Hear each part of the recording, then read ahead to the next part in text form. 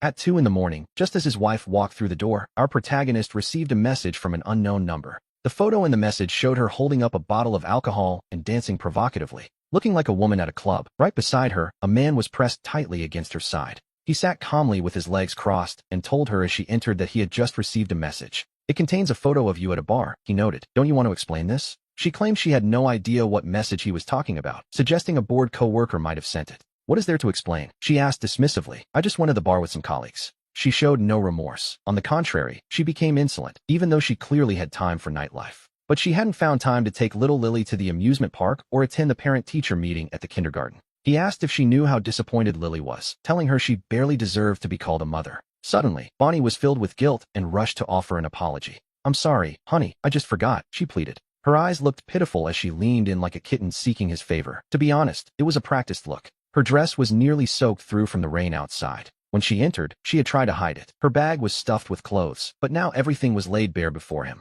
Even though she was his wife, he couldn't help but curse her silently, calling her a demon in his mind. Her words sounded sincere enough, but he was no longer the same Mark he used to be. With a soft voice he hadn't heard in a long time, she said again, I'm so sorry, honey. It won't happen again, she promised, claiming she never even liked places like bars anyway. His tone remained cold and detached, as if he were talking about someone else, as he asked what really happened between her and Luke. Luke was a name that Bonnie mentioned quite often, usually with a certain tone. A graduate of the Royal Academy of Arts, he was now her direct supervisor at work. Before this strange turn of events, our protagonist had been a professional investigator. He had already used his old methods to look into everything quite thoroughly. Bonnie had never seen him look at her this way, and she felt a sudden, sharp discomfort in her chest. She hesitated while trying to find the right words, admitting she had indeed gone out with Luke. But she insisted it was just a department meeting and that nothing had actually happened between them. He stared intently at her face, and through her tiny micro-expressions, he knew she was hiding something. He reminded her that he detested those places, and he remembered she used to avoid bars entirely.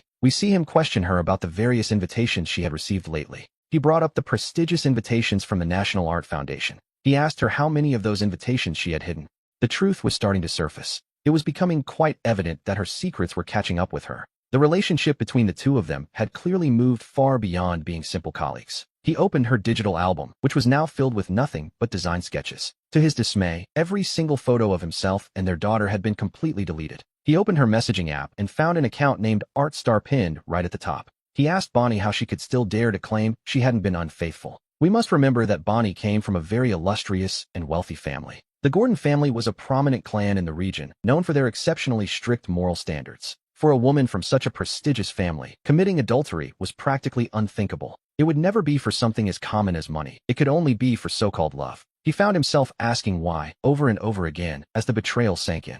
Why was it that only the most important parts of her digital life had been completely erased? He copied all the phone's data to his computer and set the air conditioning to a freezing 64 degrees. He cast a cold, lingering look at Bonnie on the bed before turning to leave at 7 in the morning. His daughter, Jane, woke up right on time, just as he remembered from his previous life. He helped her wash up and prepared her breakfast, then suddenly asked her a very specific question. He asked if a certain uncle ever came over to play while her mother was home, suspecting Bonnie's secrets. In his memories, his daughter had mentioned a man who always bought her sweets, a detail he once ignored. Back then, he had been far too oblivious to give it any importance. His daughter finally put down her toothbrush. She looked up and confirmed that, yes, an uncle had indeed come to the house. He showed her a photo. He asked if it was Luke, and she confirmed it was him, adding that he even gave her mom a beautiful dress. He smiled sarcastically to himself, silently promising to avenge the man he used to be. He recorded the entire conversation with his daughter, saving it securely on both his computer and his phone. Next, he commissioned someone to investigate Bonnie's recent hotel records and check-in dates. He wanted the security footage if possible. After dropping Jane at school, he headed straight to a pharmacy.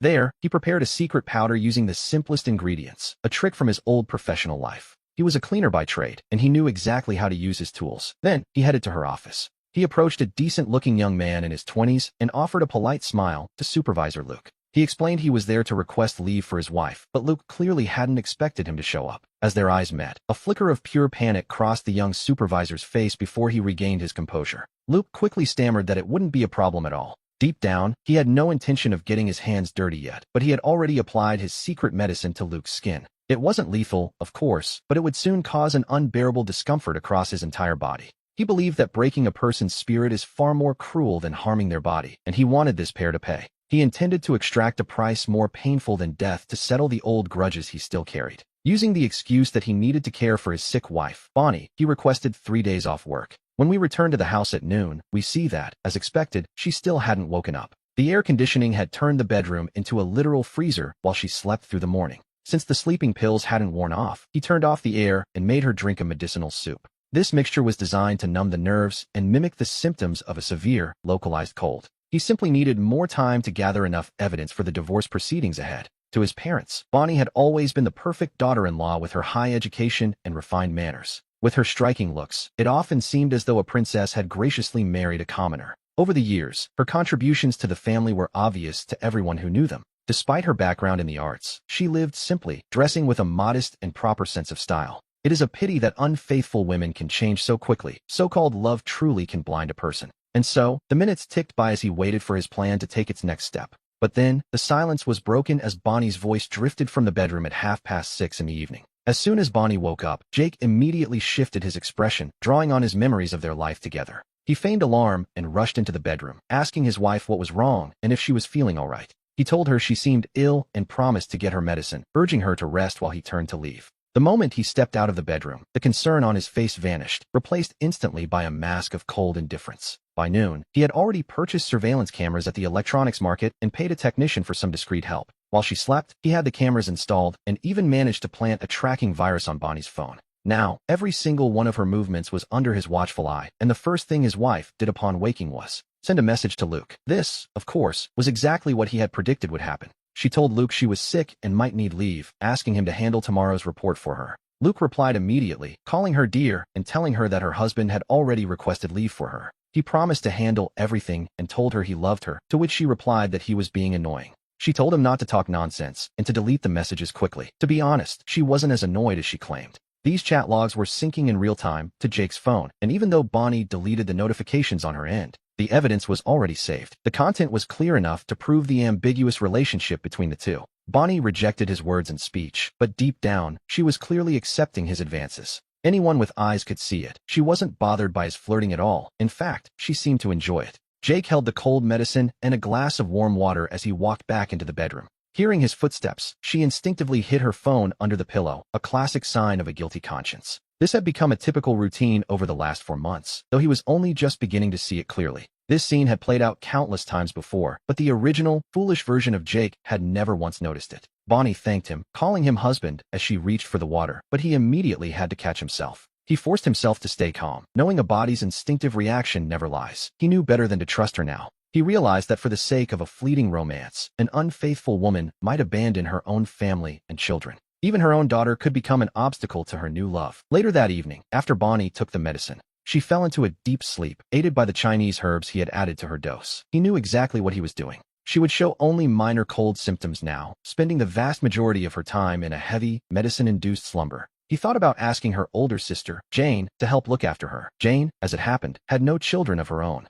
Her husband, Nathan, owned an insurance company, and since they were quite well off, Jane was a full-time housewife. She usually had plenty of free time on her hands. Since Bonnie would be bedridden for at least a week, he couldn't stay. He couldn't be by her side every second. He had just pulled out his phone when his mother-in-law, Mary, called him. He quickly adjusted his emotions before answering. "Mom, is something wrong?" he asked, sounding perfectly natural. Mary told him she had already arrived at the house. She had heard Bonnie was sick and offered to take over the care. She told him he could go to work without any worries. In that moment, a new plan began to form in Jake's mind. He told her his phone had gotten wet, and he just formatted it. He claimed the kindergarten teacher had called him. He explained that since their daughter, Lily, was graduating soon, the school needed a family photo of the whole class. He asked Mary to tell Bonnie to send him one. It was a simple request, but it carried a much heavier weight. He knew perfectly well that his wife didn't have a single family photo on her phone, not one with him or their daughter. He did this for 2 reasons. First, to test his mother-in-law's stance on her daughter's infidelity, and second, to see if his wife felt even a shred of remorse toward the family she was so casually betraying.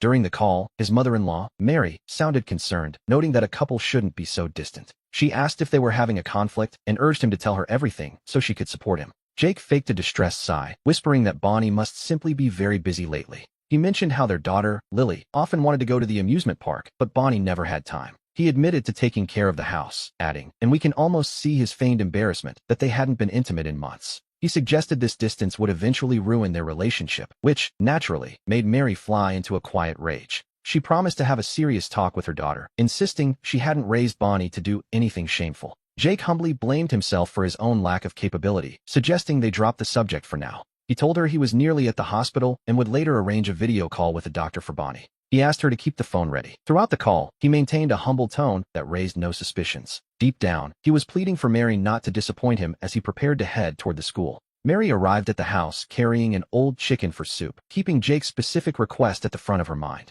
The first thing she did was ask Bonnie to find that family photo. At that moment, Bonnie was barely awake. She had just finished a draining call with her lover, Luke, and was lying in bed in a medicine-induced haze. Half unconscious, she felt her mother enter the room, but she could only manage to lift a weak arm. She lacked the strength to speak. Mary noted her fever, mentioning the upcoming video call with the doctor. Mary muttered that Bonnie had such a good husband, far better luck than she ever had herself. Bonnie weakly told her mother she was exhausted and just wanted to sleep, her voice barely a whisper. She heard her mother's words clearly, knowing Jake had just returned from a business trip only to start running errands for her. She felt a flicker of shame and turned to her side, hiding her face from her mother's gaze. She turned away so her mother wouldn't see her tears, while Jake told the teacher he was looking for that family photo. He claimed his phone was broken and asked for help choosing a picture of Bonnie. Drowsy and nursing a splitting headache, Bonnie reached for her phone by pure instinct. Seeing her daughter in such a state, Mary took the device, insisting she would find the photo herself. She wanted to pick a beautiful one, and listening through the hidden microphone, Jake couldn't help but smile.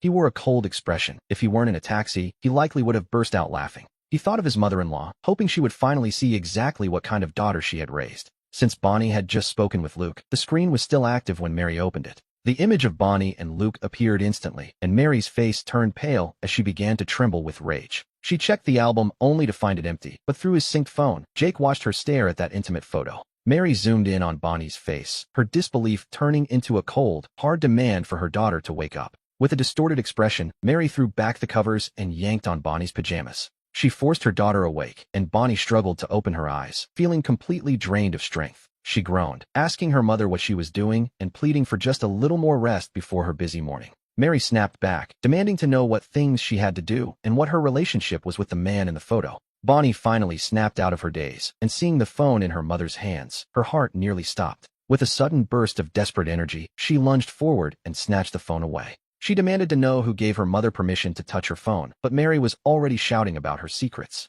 Mary screamed, asking how long they had been together and how far this betrayal had actually gone. In any other situation, Bonnie would have reacted instantly, but the illness had made her mind dangerously slow. Mary demanded to know exactly how long her daughter had been seeing the man on the screen. She shouted that the things she hated most in this world were lies and infidelity. She had believed Bonnie was raised with strong values, but this discovery was a devastating shock. The poor woman was so consumed by rage that she could barely find the words to speak. When Bonnie finally got a clear look at the photo on the screen, her skin began to crawl. Distraught, she burst into tears and begged for trust, but her crying only infuriated Mary further. A sharp crack echoed through the room as Mary delivered a stinging slap to her daughter's face. They were mother and daughter, after all, bound by blood, yet currently worlds apart. Mary had held back some of her strength, yet the blow was still loud and heavy with emotion. She asked if Bonnie had lost her conscience, reminding her of everything Jake had done for them. When Bonnie's father was hospitalized with high blood pressure, it was Jake who ran every errand. He stayed by his side in the hospital for 3 days, while Bonnie was nowhere to be found. In fact, she had only visited her own biological father a single time during his recovery. Mary accused her of flirting with other men the moment she received a promotion at work. She wondered how she and Bonnie's father could ever hold their heads up in public again. She wasn't blind. She knew that no one follows a celebrity idol in such an intimate way. Looking at where the man's hands were placed, Mary asked her daughter if she had no shame. She demanded to know if Bonnie remembered she was a wife and, more importantly, a mother. She asked how little Lily would view her, leaving Bonnie feeling terribly misunderstood and victimized. But as we know, some people are truly experts at the art of deceiving themselves. Bonnie truly believed she had maintained her physical boundaries. She defined their relationship as a connection of soulmates, a foolishly incurable romantic notion. Back at home, Mary was the one who held the real authority. Usually, she was quite reserved. There was no vulgarity in her tone, but when she spoke, even Bonnie's father, George, listened obediently. Bonnie didn't feel safe at all, her gaze darting around the room to avoid her mother's eyes. She insisted she wasn't having an affair, asking who this man even was to her mother. Mary snapped back, asking why she shouldn't be allowed to question her own daughter. She demanded to know what Bonnie was so afraid of, if she truly felt she had done nothing wrong. She wondered how a man could bewitch her daughter into abandoning her husband and child. The more Mary spoke, the more her fury seemed to boil over. She delivered several sharp, heavy blows to Bonnie's back in her frustration. Bonnie finally confessed his name was Luke, her superior and the current director of social affairs. He was due for a promotion to minister soon. Bonnie lowered her head, staring at the photo on the tablet. She felt a deep discomfort, realizing just how much she had changed in such a short time. She had been so obsessed with her artistic exchange with Luke that even her mother had noticed. What hurt the most was the realization that she had completely neglected her own daughter. Little Lily used to be so attached to her, but lately, the girl had gradually faded from her world. At the thought of her daughter, Bonnie couldn't stop the tears from streaming down her face. Overwhelmed by shame, she lowered her head and fell silent as Mary warned her to stop these disgraceful acts. Mary told her to break it off before Jake found out, starting by deleting every single photo. Mary told her to clear the tablet and quit the company, insisting she didn't need the money. She even offered to fund Bonnie's own business, but the offer only made Bonnie's heart ache more. Wiping away her tears, Bonnie firmly refused to quit, claiming she could maintain a professional boundary. She insisted her connection with Luke was purely about her love for artistic design and promised to change. She claimed it was an honor just to be his colleague, admitting she had neglected her family lately. She took the blame, saying she had been far too absorbed in her work during that time. She promised it wouldn't happen again, speaking with such sincerity that Mary decided to believe her. But as we watch the monitor, we can't help but feel skeptical as Mary spoke in a motherly tone. She urged Bonnie to listen and never see that man in private again, warning there'd be no turning back. Bonnie nodded, assuring her mother she understood the gravity of the situation. Right there in front of her mother, she began deleting the photos from the tablet. Watching the screen, we see her hesitate. It seems Bonnie wasn't taking this as seriously as she claimed. Mary could force her to delete the files, but she couldn't delete the man from Bonnie's heart. It's enough to make anyone sigh. Once a heart has wandered, it's rarely ever truly brought back. As the sun began to set, Bonnie reflected on her future and everything that had transpired. The past few months felt like a fever dream, but her mother's words had acted like a cold shower. She called herself a fool, biting her lip as she whispered quietly to herself. She began to question her own heart, wondering if she truly loved Luke. She asked herself if she was really prepared to spend the rest of her life with him. And more importantly, was she truly willing to leave her husband and her darling daughter behind? With that first question, she still felt a flicker of doubt, but as she weighed all three together, the answer became instantly clear. She could never truly leave her husband and her daughter. Deep down, she simply wasn't ready to let go, claiming her love for art made her admire Luke. That was it, the kind of admiration a devoted fan might feel for a distant star. She didn't love him. She told herself this over and over, trying to convince her own heart. Suddenly, we see her realize it had been over 3 months since she'd spent quality time with her family, especially her little girl. During that time, she had spent every single day at the office, working on designs with Luke, followed by late dinners and strolls through the mall together. Yet, in all that time, she hadn't found a single moment to take her daughter to the amusement park. The more Bonnie thought about it, the more the guilt began to weigh on her, her eyes turning red. Tears began to flow uncontrollably as she told herself she didn't deserve to be a mother. Once a person begins to reflect on the past, every forgotten detail starts to resurface. It was true that her husband, Ryan, didn't understand much about romance. He knew nothing of art, and they shared no hobbies, yet he was attentive to her every need. No matter how late she returned home each night, he was always there waiting. There was always a warm meal ready, and when she was too exhausted to even move, Ryan would bring her a basin of warm water to soothe her tired body. He would gently wash her feet to help her relax. Even just 2 days ago,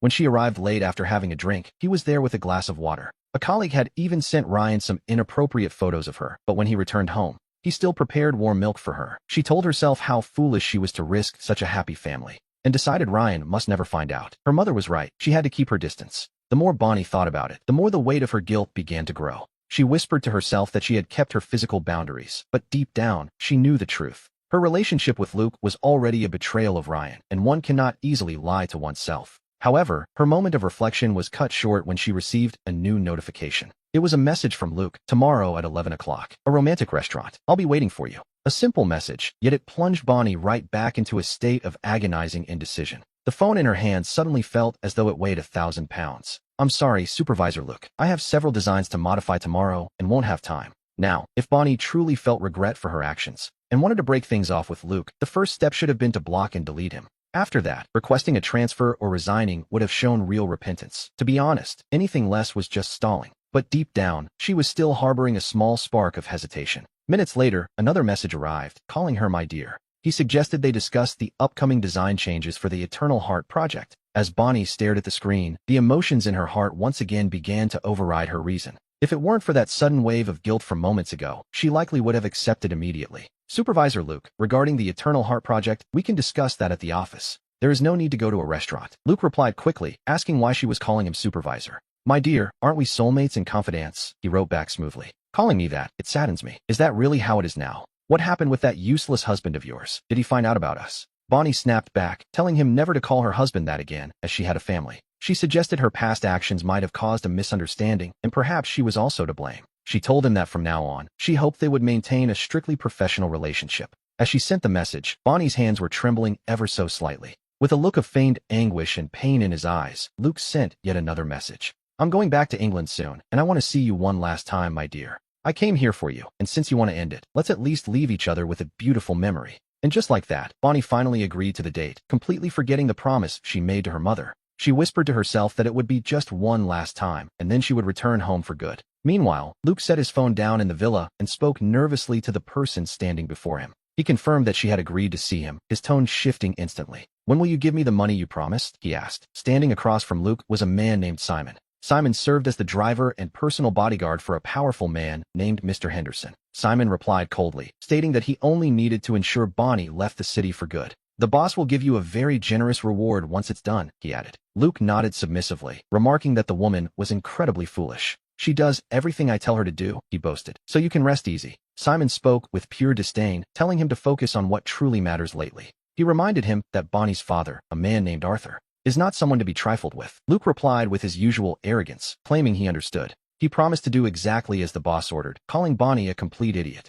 He boasted that if he asked her to go to a club to entertain others, she would do it, provided she was left without support. Simon warned him that while he could manipulate her, he must not actually touch her. He told Luke he was nothing but scum and wasn't worthy of having a real relationship with her. Do you understand? He gripped Luke's neck tightly, his fingers closing like a hydraulic press. Luke nearly suffocated, his face turning pale as he instinctively struggled to breathe. Simon let go and walked away, leaving a dark-faced Luke to strike the floor in a fit of rage. In the past, he might have dared to resist, but he had lost that private hard drive. The plan was to make her fall into utter despair, and no one knew when that bomb would finally explode. Our protagonist had no idea what was happening with Luke, but the cameras and wiretaps at home had already revealed the true thoughts of both conspirators. Oh, Bonnie. It seemed that Bonnie truly could not change her underlying nature. He took a moment to steady his emotions, and carrying the tent he had just bought, he arrived home. His mother-in-law, Martha, was busy cleaning when she heard the sound of the lock turning. She rushed over to greet him, and he called out to her with genuine respect.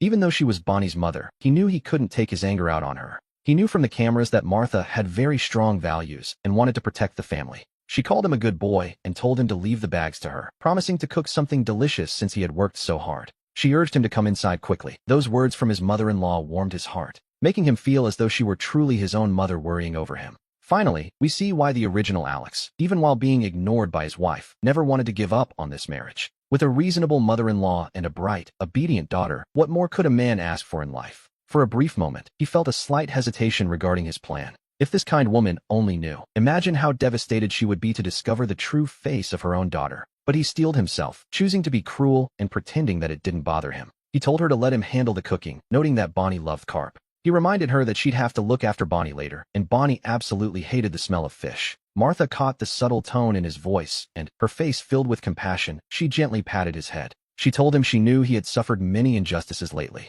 She sighed, saying that her daughter simply didn't understand, and told him not to let it get to him. Martha felt a mix of pain and anger, seeing such a good son-in-law giving his absolute all to the family. She wondered what on earth her daughter was doing. At that thought, she turned in a fit of fury, pushed open the bedroom door, and went inside. Then, she began to shout. She demanded to know what nonsense Bonnie was up to and asked if she had gone deaf. She reminded her that her husband was home and asked why she, as a wife, hadn't come out to greet him. She asked Bonnie if she thought she was the sun, expecting the entire world to revolve around her. She even asked, quite dramatically, if Bonnie wanted her own mother to kneel before her. Even though those words were harsh, they actually made Alex feel quite good. Bonnie finally stepped out, her face completely expressionless, with her mind still full of Luke. She wasn't listening to her mother's good intentions. Instead, she felt nothing but hostility. She told her mother that since she was her own flesh and blood, she should stay out of their business. She snapped at her not to interfere, then turned her cold gaze toward Alex. She asked him what he was trying to say, and if he felt that cooking a simple fish was somehow beneath him. She told him if he wanted to do it, he should just do it and stop complaining to others. Bonnie looked at him with eyes like ice, her tone as cutting as a winter wind.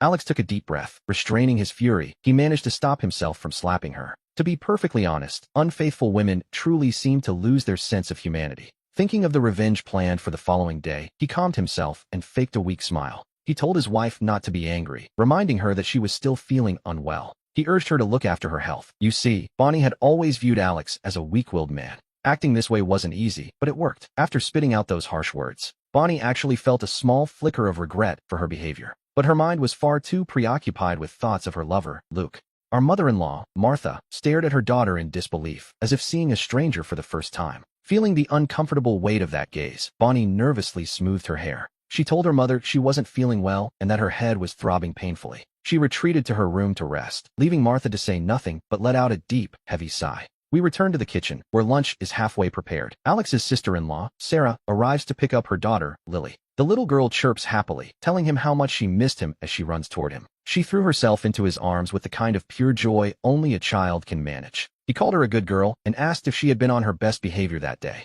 He gently told her his hands were quite dirty, promising they would play together in just a moment. Sarah watched him for a moment before asking why he hadn't gone into the office today. When he looked up at her, he couldn't help but notice how impressive she still appeared. Sarah had a graceful, elegant figure and carried herself with a natural, effortless poise. Beyond her beauty, she radiated an aura of genuine tenderness and virtue.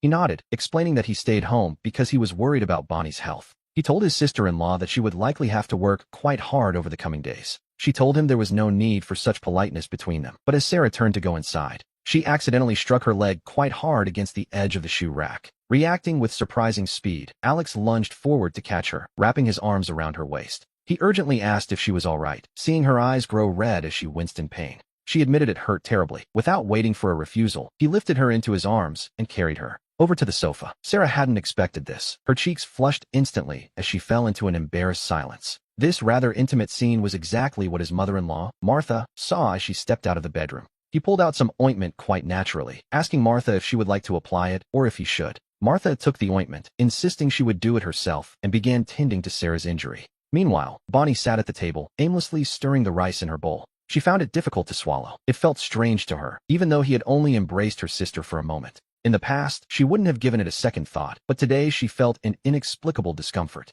An irrational fury began to rise within her. She remarked in passing that the food was far too salty. She told Lily not to eat too much, then stood up abruptly, announcing she was going to do as she pleased. Alex had done this on purpose, of course. His goal was to completely isolate his wife from her usual support. His mother-in-law, Martha, was predictably infuriated and told her daughter to sit back down. Martha snapped that if Bonnie wanted to eat, she should eat, and if not, she should go to her room. She then told Alex to sit and eat, grumbling that he spoiled his wife far too much. Bonnie slammed her bowl down heavily onto the table in a fit of pique. She declared that if she didn't want to eat, she wouldn't, and marched straight into the bedroom. Poor little Lily was frightened by the outburst, not knowing what to do and looking ready to cry. Alex gently stroked his daughter's head, telling her not to be afraid because her mother was just feeling unwell. He promised her that once her mother recovered, they would all go to the amusement park together. In the child's world, perhaps a mother could be replaced, but a father's comfort was everything. Alex had long ago taken on many responsibilities that were never truly his to bear. Martha turned her head away, quietly wiping away a few stray tears when she thought no one was looking.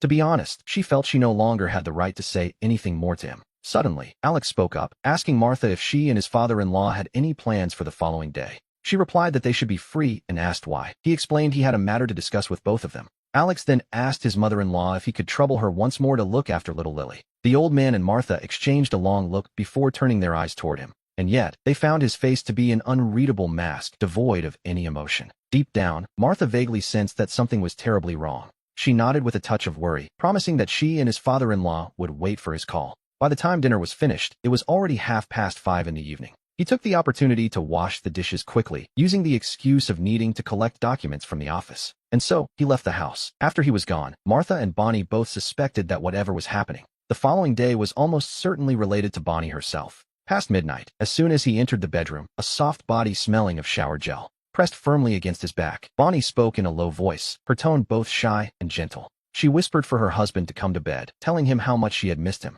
But logic held him back. This woman was fickle, who knew what she had been doing with other men. He grabbed Bonnie's arm with his right hand, fully intending to push her away. But the moment his fingers brushed against her pulse, he froze in complete shock. It was the pulse of a pregnancy, and one that appeared to be about 40 days along. In that instant, his mind exploded. The fury he had been suppressing could no longer be contained. It had been 4 long months since the two of them had last been intimate. He asked her if she understood the situation, his gaze turning so dark it was truly frightening. It was as if he wasn't looking at a person at all, but at an object about to be sacrificed. Bonnie forced a smile, though it looked strained and rather unpleasant. She pleaded with him, saying he was hurting her and admitting she had neglected both him and little Lily. She asked for his forgiveness, but he only looked at her with a coldness that suggested she should leave. He told her they would talk tomorrow, making it clear he had no desire to touch her right now. He refused to be the one who paid for her mistakes, proving he wasn't a man who could be easily trampled. Those words hit her like a sudden blast of freezing winter wind, and we see Bonnie begin to tremble under the weight of his rejection.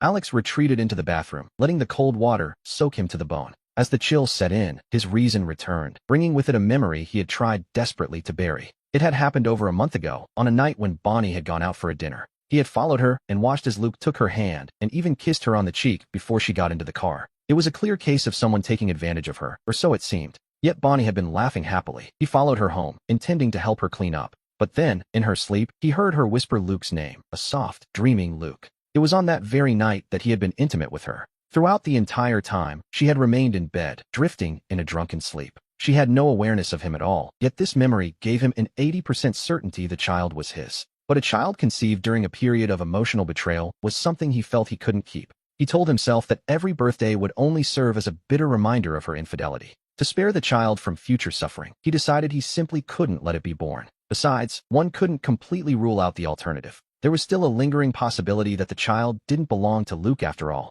Tomorrow, everything would finally have an answer. Half an hour later, he stepped out of the bathroom. Perhaps because he was a traveler in this world, the changes happening now felt incredibly significant. The physical transformations in his body were becoming impossible to ignore as his excess weight vanished in mere days. In its place were lean, defined muscles. He noticed the bedroom door had been left slightly ajar. We see Bonnie lying curled up on the bed, her eyes red from crying. The moment she saw him, she scrambled out of bed and rushed to the living room to block his path. But as she caught sight of his transformed physique, she stood there completely stunned. Having studied art, she knew exactly how much effort it took to achieve such a perfect form. The Alex she knew had always hated exercise and carried a bit of a middle-aged belly. Now, he looked as if he had been entirely reborn. She, on the other hand, was hardly the athletic type. Because she had been so emotionally distant for so long, she had never even noticed the change. Bonnie had always convinced herself that a spiritual connection was all that truly mattered. To her, that was the priority. But faced with a physical change this drastic, she couldn't help but feel her face flush as her heart began to race. She lowered her head with a nervous gaze. He asked if she had something to say.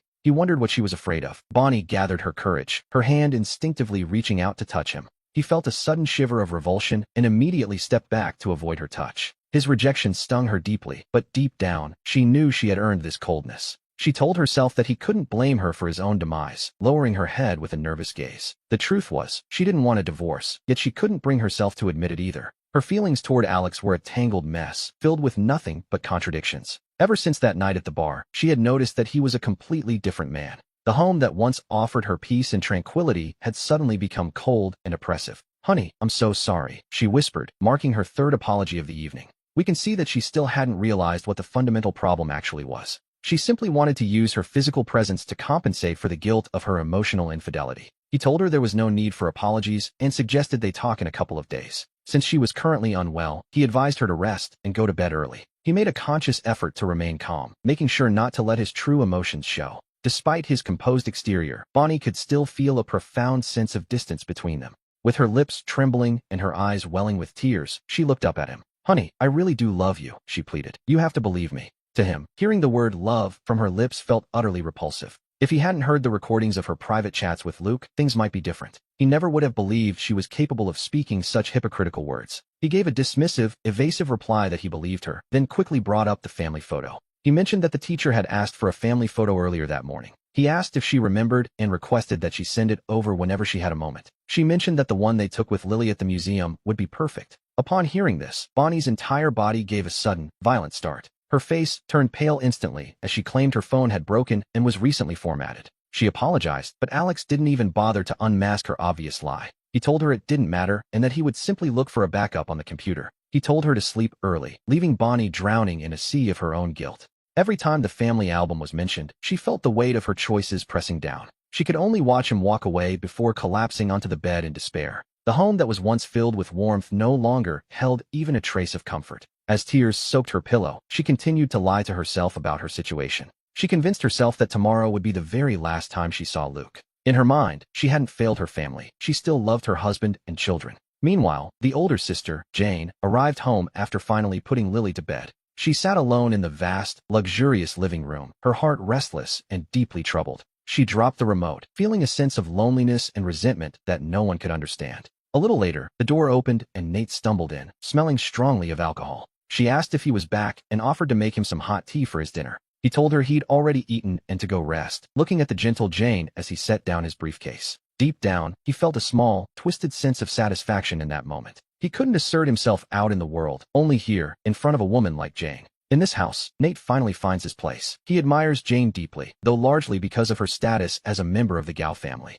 He lives in a state of constant torment throughout the day. When Jane sets out his slippers for him, Nate simply avoids her gaze and heads straight into the bathroom without a word. Jane sighs, feeling utterly resigned. To be honest, she has never truly been allowed to choose her own destiny. We return to the early hours of the morning. Bonnie wakes up dazed and notices the living room lights are still on. She gets up stealthily and sees Alex sitting alone on the sofa, looking quite solitary in the dim light. He is speaking on the phone in a very low whisper, but she manages to hear him with terrifying clarity. He tells the person on the line, "Luke, we are partners. I am not your subordinate. Whatever you want with Bonnie is none of my concern." He continues coldly. "Right now, I only want to get my hands on the money Alex has. It seems the matter of the company's embezzlement is on the verge of being discovered. He insists their plan must succeed. Luke is useless," he sneers. "His wife is unfaithful, and he doesn't even dare to take revenge. If it doesn't work, just lay all the blame on her."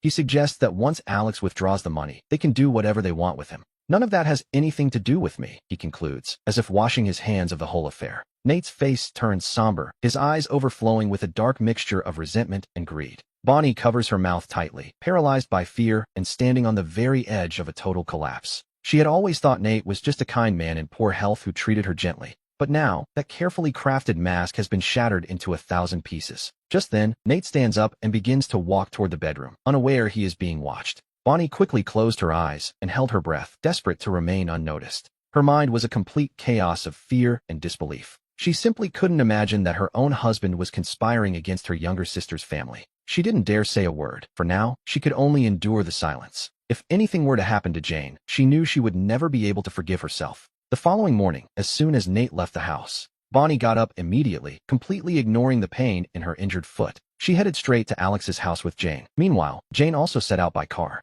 her heart full of expectations for their scheduled meeting at 11 o'clock. Alex had already finished getting ready. He was about to pick up his mother, but Bonnie arrived first. Her face was a mask of pure panic. The moment she saw him, she threw herself into his arms. Upon hearing Nate's name mentioned, Alex immediately understood exactly what was happening. He quickly brought out some ointment and began to tend to the wound on her foot. Once Bonnie calmed down, she told him everything about the conspiracy between Nate and Luke. As he listened, the full truth of the situation finally became clear to him. Nate wanted to embezzle the insurance premiums and pin the entire crime on Alex. He was exploiting his father-in-law's love for his daughter to steal the entire family estate. It turned out that Nate seducing Bonnie was merely one small part of a much larger plan. And this is where the matter becomes far more complicated than we first imagined. But none of that matters to Alex right now. His only priority is resolving things with Bonnie. Alex knew that whoever dared to provoke him would find no mercy, none at all. He arranged a meeting with the parents of both sides, and the atmosphere between the two families was incredibly tense. His youngest sister-in-law, Grace, grabbed his arm as they walked. She reminded him that today was a family gathering, hoping to keep the peace.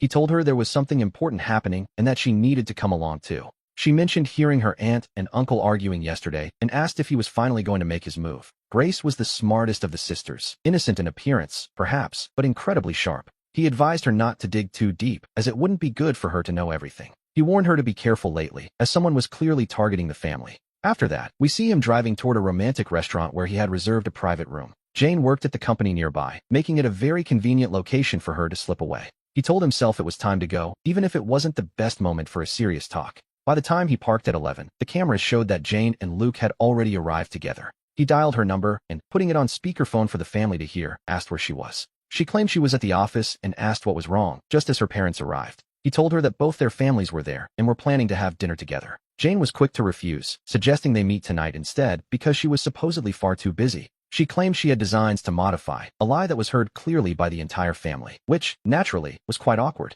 The family entered the restaurant in silence, greeted only by the sound of soft, ambient music. Jane had clearly dressed up for the occasion, wearing a tight dress that highlighted her figure perfectly. Luke stared at the beauty before him, his mouth dry, seeing her as the very symbol of his desires. He offered her roses of love, telling her she looked absolutely stunning today. Jane, however, handed them back, suggesting they should remain nothing more than simple colleagues from now on. Luke was stunned, asking why she was backing away just when they were so close to getting what they wanted. She reminded him that she already had a family and didn't want her husband to get the wrong idea. In that moment, she seemed to realize that despite everything she had done, it all amounted to nothing. The weight of her choices began to spiral in her mind, repeating the haunting thought that she had accomplished nothing at all. It was a crushing realization, a hollow echo of wasted time and broken promises. She tried to justify it as being for the sake of art, pleading with him not to cause a scene or make things difficult. And to think, this was the culmination of a message that had been building for an entire year. She insisted she was still in control, but Luke refused to let her simply walk away from what they had started. He spoke of the years they had spent hiding from the world, dominated by the fear of being discovered. Jane stood there, completely frozen and utterly speechless by his sudden intensity. And here we see the rest of the family, who at that very moment witnessed the entire scandalous scene. His father-in-law, George, could barely stand from the sheer rage, while his mother-in-law looked absolutely mortified. Alex wore a cold, dark smile as he reached out to cover little Grace's eyes with his hand. Then, he lunged forward like a predator, bold and driven by a sudden, sharp fury. He roared at Luke, demanding to know how he dared to try and seduce his wife. He landed a powerful punch that sent Luke crashing to the floor, leaving him howling in pain. Jane, her mind a complete blank, instinctively grabbed Alex's arm and begged him to stop the violence. Alex used the momentum to fall backward, striking the back of his head hard against the table leg. Blood stained everything instantly, creating a scene that was, to be honest, quite chilling to behold. In the eyes of everyone watching, it looked as though Jane had acted solely to protect her lover. It appeared she had struck down her own husband, prompting his mother to let out a heartbreaking scream for help.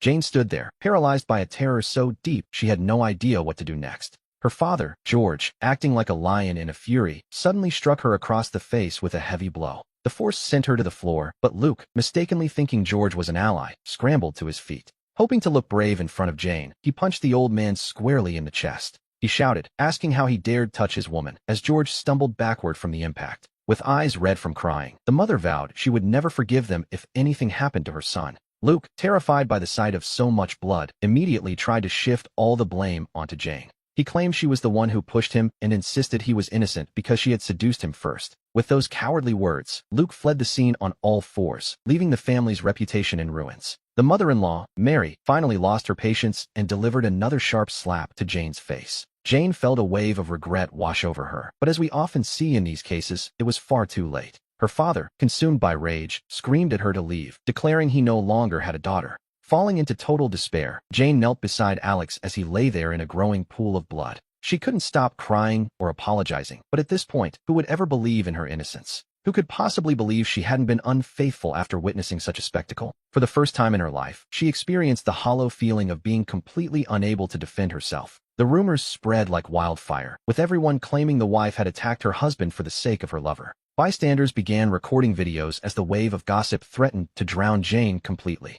The incident soon went viral online, and we see that no one could have imagined the storm that was about to break. This storm would soon engulf the entire city. Meanwhile, the restaurant staff called for an ambulance immediately. The paramedics rushed Alex and his father out, while Jane followed at the very back of the group. She reached out, carefully clutching the hem of Alex's trousers, as if that were the only way she could feel safe. His mother, Mary, was far too anxious about saving her son to waste any energy scolding her daughter-in-law. Jane sobbed, apologizing over and over, insisting to her mother-in-law that it hadn't been on purpose. She wept bitterly, her eyes swollen and red from the sheer weight of the situation. The mark from the slap on her left cheek had already turned a deep, painful shade of purple. She looked truly pitiful, and Mary's heart softened slightly. After all, there was still a granddaughter involved. The child still needed her biological mother, and Mary didn't want to push the woman to the absolute brink. Just as she was about to speak, an unexpected voice interrupted the heavy silence. A woman dressed in luxury asked where she was going, and we see she was accompanied by an older lady. The older woman wore a striking shade of deep red lipstick that seemed out of place in such a scene.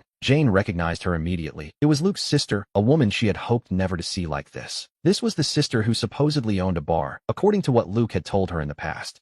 Jane panicked the moment she saw them, remembering Luke's promise to introduce his family that very day. There was already enough chaos, and she knew that if they misunderstood, she would never be able to clear her name. The sister-in-law pretended not to notice the scandal, deliberately pulling the older woman closer to the scene. She announced loudly that this was Jane, Luke's girlfriend, introducing her to the older woman. She pointed her out as the future daughter-in-law. Upon hearing this, Mary and Alex, who were just about to step into the ambulance, turned their gaze toward the sister. Jane turned as red as a tomato and screamed hysterically that they were wrong, that it wasn't her. She told them to get lost, but the sister only pretended to realize her mistake. She mentioned that Luke had said Jane was getting a divorce soon, and she had almost forgotten. After a quick apology, they turned to leave, but not before the older woman looked Jane up and down. She remarked casually that Jane had wide hips, making her quite good for childbearing. The two women agreed that this daughter-in-law was just fine, playing their parts perfectly. They walked away, leaving Jane standing there alone in a state of complete and utter despair. Lying there on the stretcher, Alex almost laughed to himself at the sheer absurdity of it all. Luke might have been the partner who ruined Jane's life, but in this moment, he was Alex's best ally. It was clear these two women had come specifically to push Jane to the brink. Desperate, Jane grabbed Mary's sleeve, trying to hold onto the last shred of her dignity. She wept and pleaded, begging her mother-in-law to believe that things weren't what they seemed. She tried to explain, but Mary snapped back, telling her never to call her mother again. She asked Jane how many mothers she actually had, claiming she didn't deserve such a title. Mary pointed out that Jane's real mother-in-law was right there, and if anything happened to Alex, Jane wouldn't even need to remarry since she already had a replacement ready. It was a biting remark. Mary spoke with a mixture of sarcasm and pure fury, mocking Jane's supposedly strict and distinguished upbringing. "Mom, let me explain," Jane pleaded. "I don't know those people at all." She swore she had no boyfriend and had remained completely faithful to Alex. Jane dropped heavily to her knees, desperate to make them believe her. It was, quite remarkably, the second time she had knelt to swear her innocence. We see that her mother's heart began to soften, if only for a fleeting moment. But between the typical signs of infidelity and everything Luke had claimed earlier,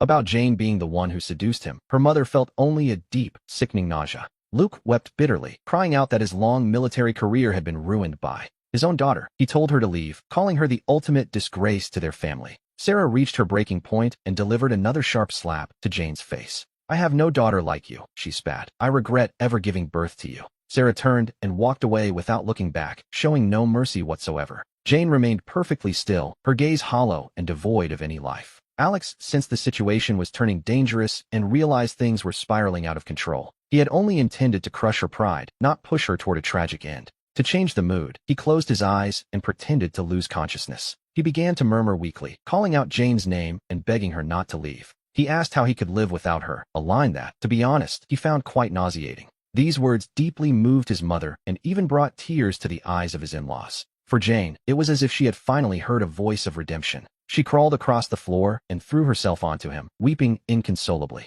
Regret consumed her entirely as she cried out, promising her husband she was there. She claimed everything was her fault and that she deserved to die for it. To the onlookers, it seemed her husband was still thinking of her, even in a coma. Comparing her actions to his supposed devotion, she felt her very soul was wretched. At this point, Alex's mother no longer had the heart to try and stop her. But we see that Jane's misfortune was far from over. The restaurant manager approached the group, carrying a small, discreet bag. He explained that these were the items Luke had left behind at the establishment. The moment the manager tried to hand over the bag, Alex saw his opportunity. Without a second thought, he reached out and gave the bag a sharp kick. The bag hit the floor, and various adult items scattered everywhere for all to see. It was a moment of total social ruin. Jane turned pale, waving her hands in frantic denial. She stammered that the items weren't hers and had nothing to do with her. But after everything that had already happened, who could possibly believe her now? Alex's mother spat in contempt, and even Sarah finally lost all faith in her daughter. Jane felt her limbs go cold as she stood on the verge of a total collapse. Suddenly, the medical staff shouted that the patient was experiencing tachycardia.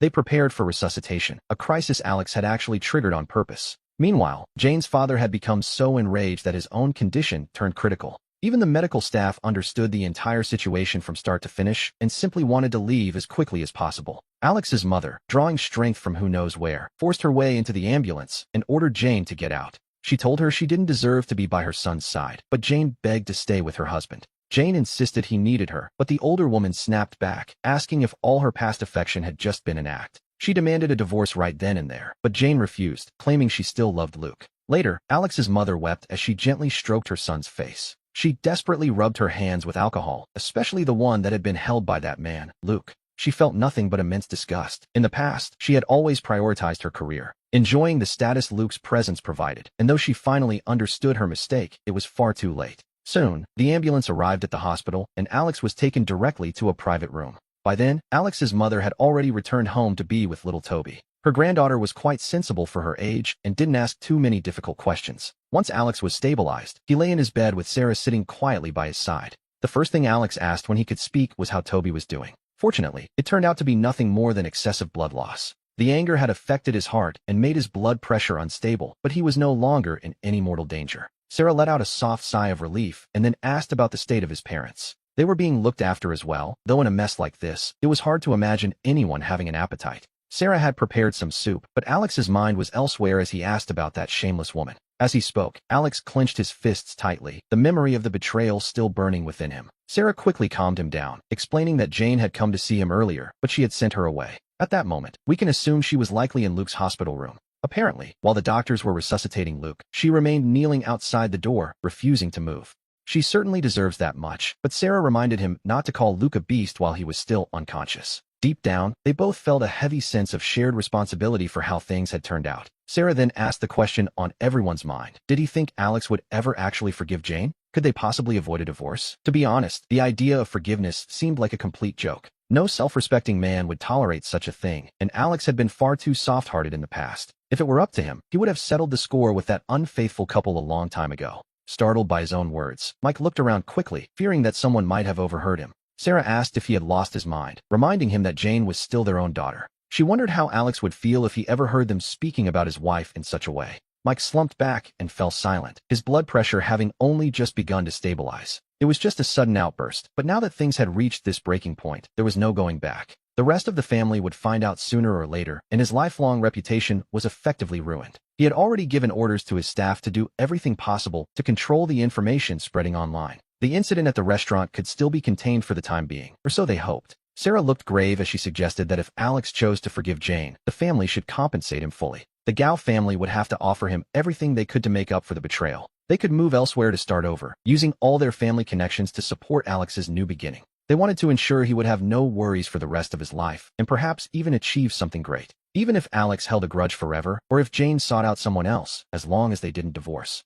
We see that they were willing to turn a blind eye. Mike sank deep into his own thoughts. Sarah had actually wanted to help Alex move up in the world years ago. She wanted to give him a dignified path, but Jane had always stubbornly refused. Deep down, Jane feared that if Alex prospered, he would become far too difficult to control. She didn't want him to lose interest in staying quietly at home, playing the role of the man behind her. Even while Jane was off pursuing her own emotional affairs, she was quite selfish about it. She knew perfectly well that Alex was her most stable support, the one constant in her life. With Alex there, she felt she could shamelessly pursue her so-called art without any consequences. Mike told Sarah to do as she saw fit, admitting he no longer had the face to show himself in public. He didn't mind losing his reputation once more, as long as he could use his old contacts to compensate Alex. He would do the best he could, Mike said, his voice heavy with exhaustion. Sarah sighed softly, placed the thermos on the nightstand, and turned away. She left the room, but meanwhile, the edited videos that had been prepared were about to surface. Footage of Luke with several different women began to spread rapidly across all the major websites.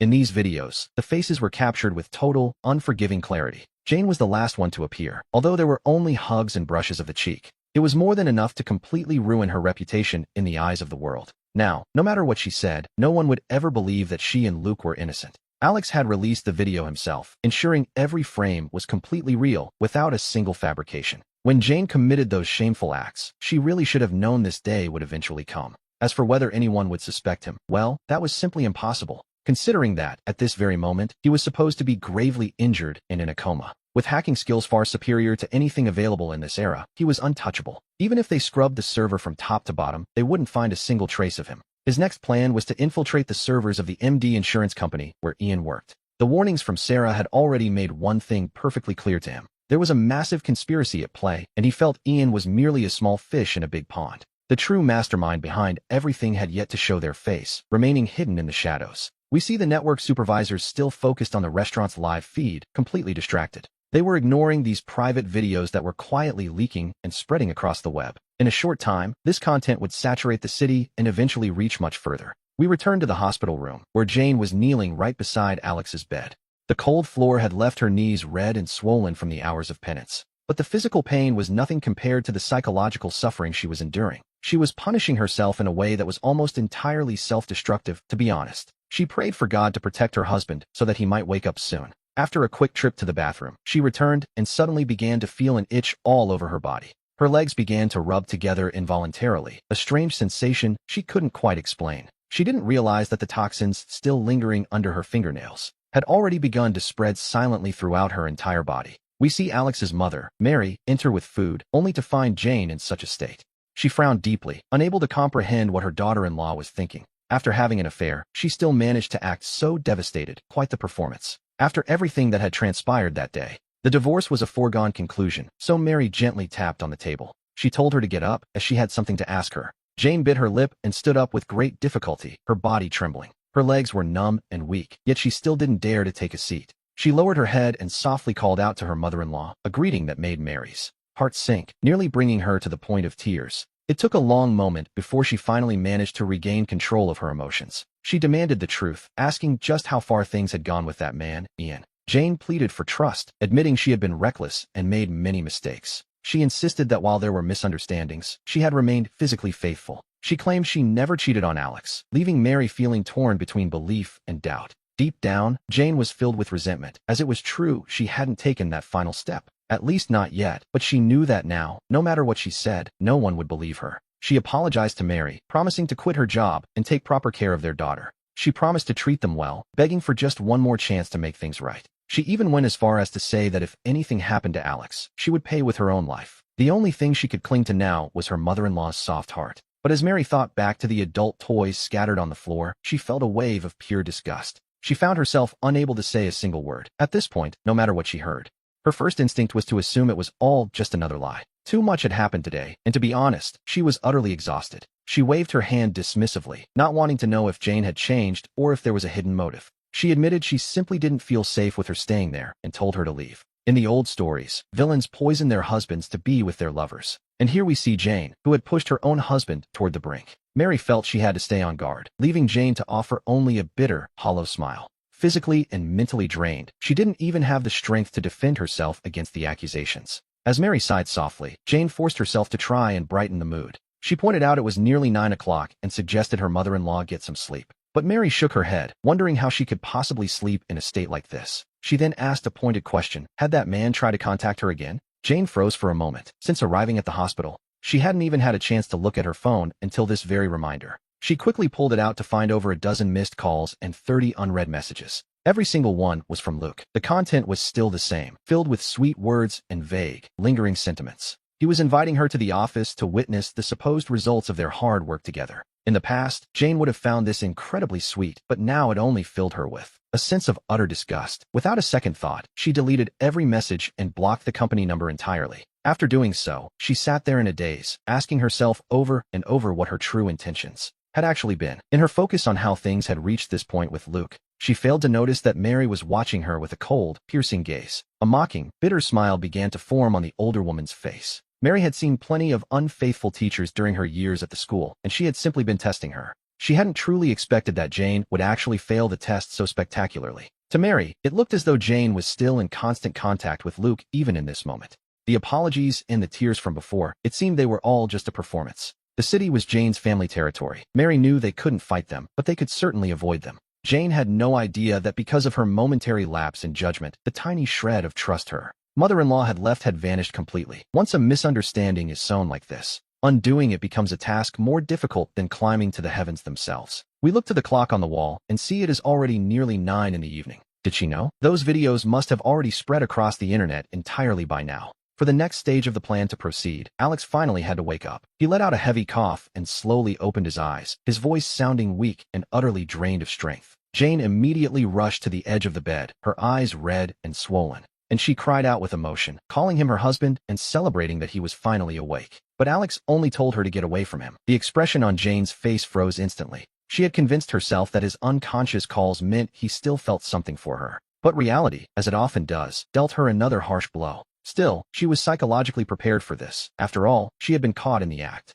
If he hadn't shown any anger, it would have been even more terrifying, to be honest. She insisted she wouldn't leave, pleading that she had made a mistake. She promised to explain everything slowly once he felt better. Alex warned her not to make him insult her, telling her that her touch made him sick. Deep down, however, he felt a profound sense of relief. This woman was finally learning what it felt like to be the one who was wronged. When she was flirting with Luke, she clearly hadn't given a single thought to a day like today. Mary had stepped out to call the doctor. Upon returning and hearing his words, she immediately felt a surge of pity for her son and pushed Jane away with force. Jane stumbled and nearly fell, ending up leaning against the door for support. Even then, her gaze didn't drift away from him for a single moment. Mary told her to get away from her son and stop being a nuisance, suggesting she go care for her own father. Jane replied with a hint of resentment, mentioning her father's situation. Her sister and mother were already there, she argued, begging to be allowed to stay. Mary shot her a freezing glare before turning her attention away completely. We see the doctor use a small flashlight to check Alex's pupils before testing his limbs. The situation wasn't overly critical. The fainting had primarily been caused by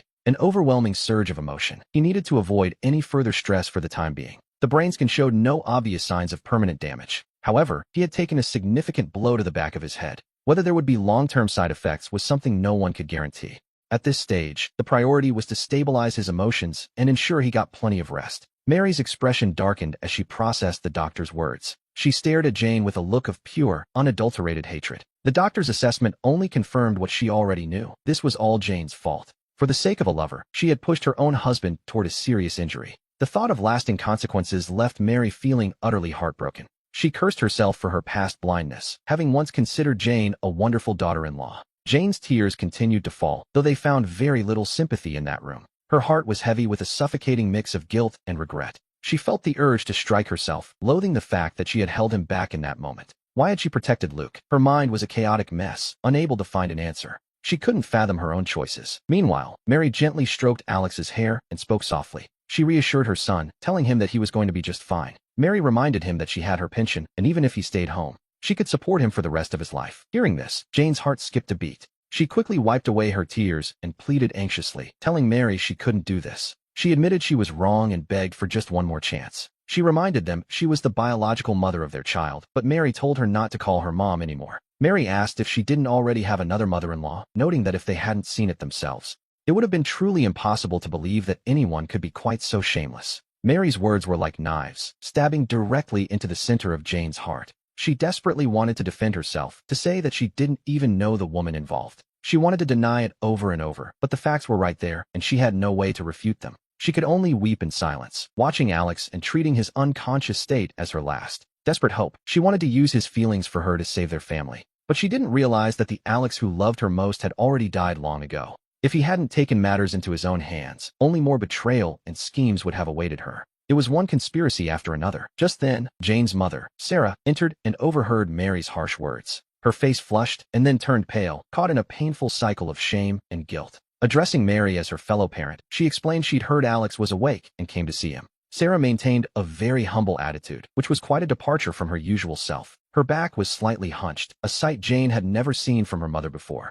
She knew her mother was bowing her head and apologizing for the terrible mistake Jane had made. Sarah entered the hospital room, her face a mask of deep-seated guilt. She humbled herself completely, bowing low to apologize to Alex's mother, Mary. She confessed that she had failed in her duty to raise her daughter correctly. She offered her sincerest apologies to both Mary and Alex. Mary was still fuming, but seeing Sarah, who was usually so proud, in such a broken state, she could only let out a sigh. It is often the children who carry the blame, but seeing things reach this point was truly disheartening. The doctor had insisted that Alex needed absolute rest, so if there was anything else to discuss, it was better left for later. Sarah knew all too well that her daughter's mistakes were unforgivable. Yet, for the sake of the family honor and their home, she felt she had to humiliate herself. She was doing everything in her power to salvage what was left of the situation. She acknowledged that Alex had given his all for their family and their home throughout all these years, no matter what might happen between the two of them in the future. She promised she would always consider Alex to be her own son. She insisted she wouldn't take Jane's side. With that, she turned sharply toward Jane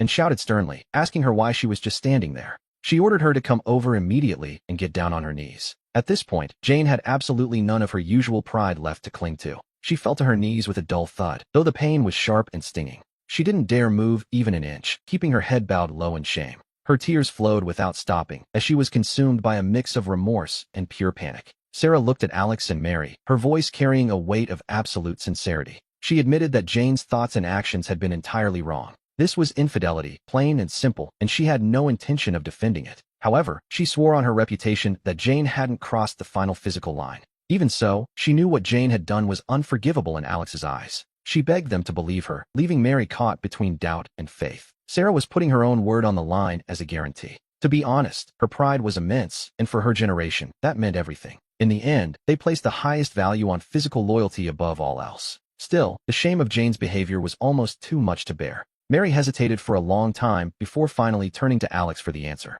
She would let him decide. Seeing this, Sarah immediately pressed her advantage. She told Alex she knew how much he had suffered in silence all these years. Without his quiet sacrifice, Jane never could have pursued her career so successfully. She confessed that her family owed him a debt they could never truly repay. They were willing to compensate him in every way possible to make things right. If he wanted to start a business, they would provide all the necessary capital. They would use every contact they had to smooth the path for his future. In this city, there was very little that Sarah couldn't achieve if she set her mind to it. If only he would forgive Jane and drop the divorce, she would agree to any condition. He told them he would accept the offer, though his face still wore an expression of total, hollow despair. He didn't even look up. Sarah's expression, meanwhile, remained cold and suffocatingly stern. We see the flicker of hope in Jane's eyes slowly begin to wither away. Deep down, she knew all too well that he wouldn't be able to forgive her anytime soon. The hospital room fell into a deathly, heavy silence. The atmosphere grew so oppressive that it felt difficult for anyone to even draw a breath. After a long, agonizing pause, Alex finally began to speak with agonizing slowness. His voice was calm, yet it carried a coldness that was utterly final. He addressed Sarah as Mother one last time, but only out of respect for her past kindness. What was done, and he knew there was no turning back now. To be honest, he had already noticed that something was very wrong.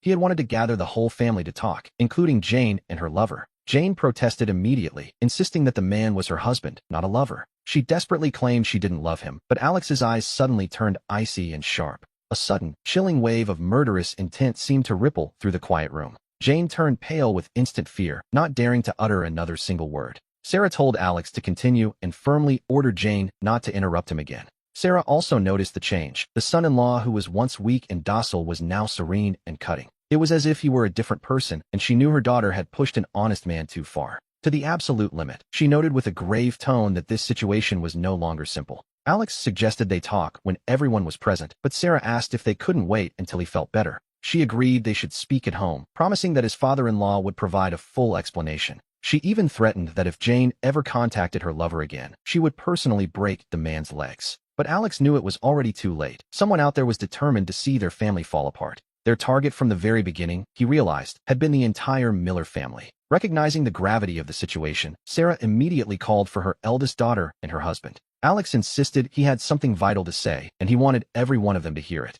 Upon hearing this, Sarah's expression shifted drastically as the weight of his words sank in. She realized in an instant that a deep conspiracy had been unfolding right under her nose, unnoticed. Without another word, she turned quickly to go and find George and Catherine. We returned to the room where only Alex, his mother Mary, and Jane remained. Jane stayed kneeling on the floor, her tears finally dry and her gaze completely hollow. She finally understood the magnitude of her mistake and that there was no way to fix it. Alex looked out the window with total indifference, feeling nothing but a cold, empty silence in his heart. This entire farce, he decided, had to come to a definitive and final end. A little later, George was the first to arrive back at the hospital room. His face was a mask of pure panic, as he was clearly still reeling from the fear of the conspiracy. Soon after, Sarah entered while supporting her husband, Arthur, whose face remained deathly pale. As soon as his father-in-law Arthur stepped through the door and into the room, his eyes locked onto Jane with an intensity that was almost painful to witness. In that gaze, there wasn't even a hint of fatherly warmth, only cold, biting disappointment.